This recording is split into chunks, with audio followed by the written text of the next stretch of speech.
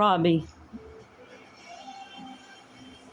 Davis Hines, you want to act like you're some expert on mental illness, but you ignore your father's mental illness. You ignore the fact that he's harassed me. You know it too. He's gotten you to back out of the driveway exactly as I'm coming out the door too. So you know what that makes you? Not only accomplice to his wickedness, but it also makes you mentally ill yourself. Because who in their right mind would try to harass an old woman across the street? No matter what I've done, you're supposed to be a Christian. No matter what I've done, you're taking part in it. You're believing lies that your mother and father have told. Lies. Total lies. There are times when they have driven me to act a certain way, act out. But it's because of what they've done. If you don't believe that your father has some kind of camera in here, you are delusional. Because he knows before I walk out the door and is out there waiting on me. And he has gotten his kids and grandkids to run out the door right before I walk out the door. To run to the car and slam it right beside where I'm locking my door. You saw it yourself. You know it happened and you've taken part in it. You are just as guilty. You ought to be ashamed of yourself. All of you should be ashamed of yourself, but you're not. But you know what?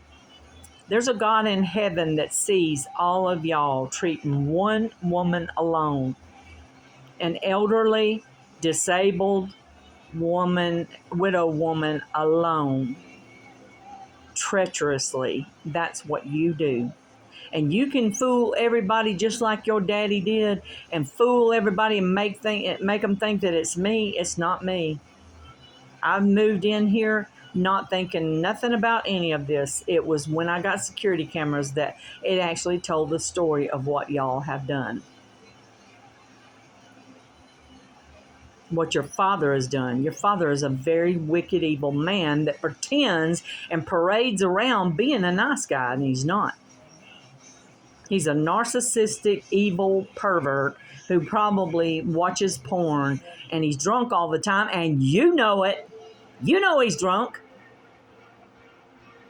The Bible says when you get drunk like that, you will think perverted thoughts towards a woman, and that's exactly what he does.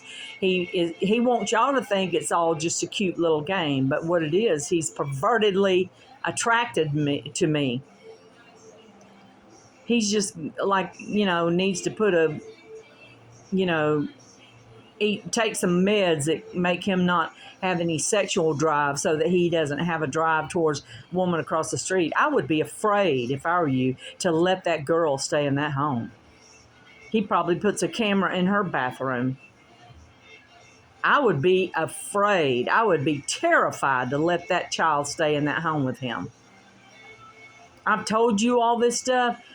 You just chose not to believe any of it. Gilman McKinney was making meth right across the street from y'all, and you all saw his dealing and antics and crazy stuff that he did, people coming and going, a prostitute coming and going from his house. You all saw it. But yet you chose to blame me and pick on me. And you know what? You think you're getting by. All of you think you're getting by, but you know what? God saw it all, and he wrote it down in his little book. And you're going to answer to a holy God for your wickedness. Don't come over here trying to support this man and tell people what an amazing father he is. It's a wicked, evil man. He told me, I never would have known that you were not his child.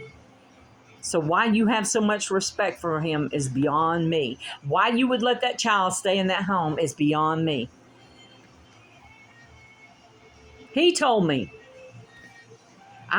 You know what I thought of him? I thought he was a dirty dog for even telling me. Because he raised you. You're his child. What a despicable man to stand there and tell somebody that's a neighbor, that's not my child. That may hurt for you to know that, but you need to know what kind of a person he really is. He's a fake and pretends to be one thing, and he's totally another thing. Why would you tell me that that's not your child?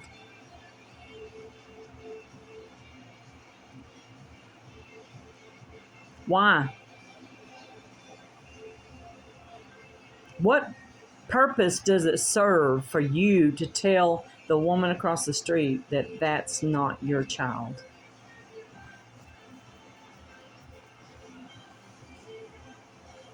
It's just really, it shows his character, who he really is. That's a terrible thing to say about a child that you raised as your own. You should have said, that's my daughter. But you think he's a wonderful guy, and you're over here wiping his butt because they're probably crying to you about it. You're no expert on mental health.